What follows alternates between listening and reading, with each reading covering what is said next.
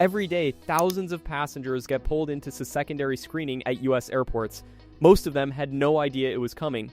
Not because they were doing anything wrong, because they made one of 7 specific mistakes that the agents are trained to detect before you ever reach the scanner. Secondary screening is not random. It is triggered. And in 2026, with enhanced scanning protocols now active at most major US airports, the triggers are more sensitive than they have ever been. In the next 8 minutes, I'll walk you through exactly what causes passengers to get flagged and the specific moves that eliminate every trigger before you ever leave your house. Secondary screening means you are pulled from the standard lane and subjected to additional inspection, a pat-down, manual bag check, an explosive trace swab, or all 3. It adds time, creates attention, and for most passengers who experience it, it was entirely avoidable. SAW agents are not looking for criminals. They are running a pattern recognition system, and certain behaviors, packing choices, and document issues match patterns that trigger a pull aside. Understanding the pattern eliminates the trigger. Let's get into it. Mistake 1. Dense. Layered packing that blocks the X-ray image. TSA X-ray operators need a clear visual of every item in your bag. Dense, layered packing, compressed clothing, multiple electronics stacked directly on top of each other, books packed horizontally across the full width of the bag creates opacity in the X-ray image that operators cannot resolve. When an operator cannot clearly identify an item, the bag gets flagged for manual inspection. The fix is direct. Pack so that a single layer of items sits across each horizontal plane. Keep electronics on top and accessible. Never pack cables, adapters, and devices in a compressed tangle at the bottom. An X-ray operator should be able to identify every item at a glance. If they can't, you're going to secondary. Mistake 2. Liquids buried in your bag instead of a separate bin. Most passengers know the 3-1-1 liquid rule. The execution fails more often than the knowledge. Liquids, any container of liquid, gel, or aerosol, must be in a single clear quart-sized Ziploc bag, removed from your carry-on, and placed in its own bin for X-ray.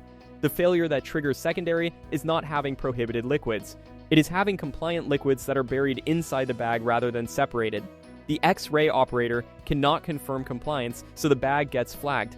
The liquid bag must be visibly separate, laid flat in the bin so every container is identifiable. If it stays inside your main bag, it will not clear. Mistake 3. Leaving your laptop in your bag.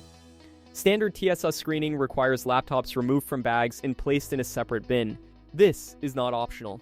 Passengers who leave laptops inside their bags, or who remove only the main laptop while leaving a tablet or large e-reader inside, trigger an automatic flag. TSA PreCheck holders are exempt, laptops stay in the bag.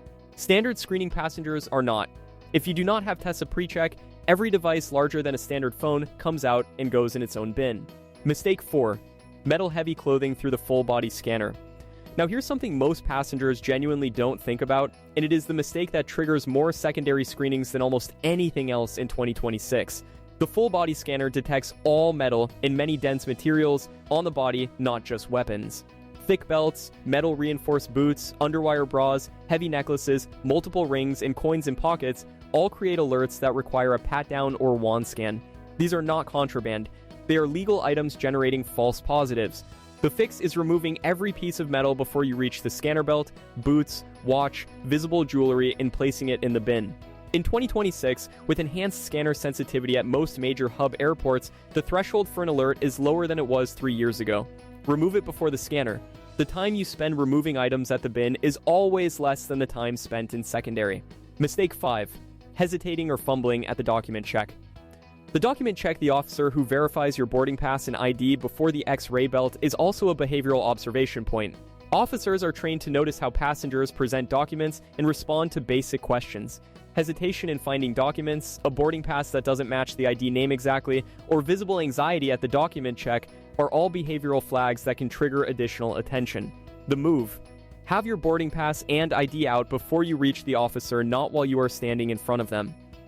Your name on the boarding pass must match your ID exactly. A missing middle name or a nickname used during booking can generate a flag that slows the entire interaction. Mistake 6. Reacting poorly when the scanner alarms.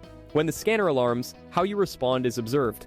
Passengers who immediately become defensive or who attempt to explain the alarm before being asked are creating friction in a routine process. An alarm is not an accusation. It triggers a 90-second pat-down when the passenger is cooperative. The alarm may have been a missed belt buckle, a phone in a pocket, or a medical device. The agent knows all of these are routine outcomes.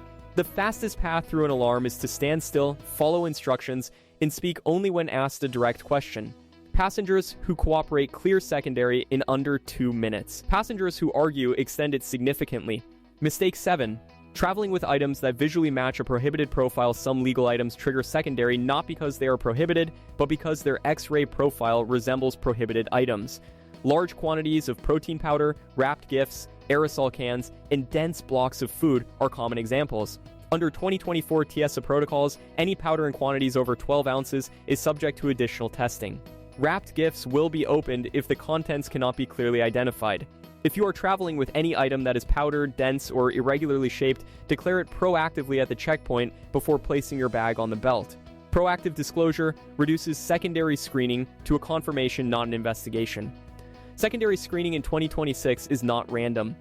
It is triggered by specific packing choices, document issues, clothing decisions, and behavioral cues that SAW is specifically trained to detect. Every trigger on this list is avoidable, and you now know exactly how to avoid each one. The passengers who move through security in under 3 minutes are not lucky.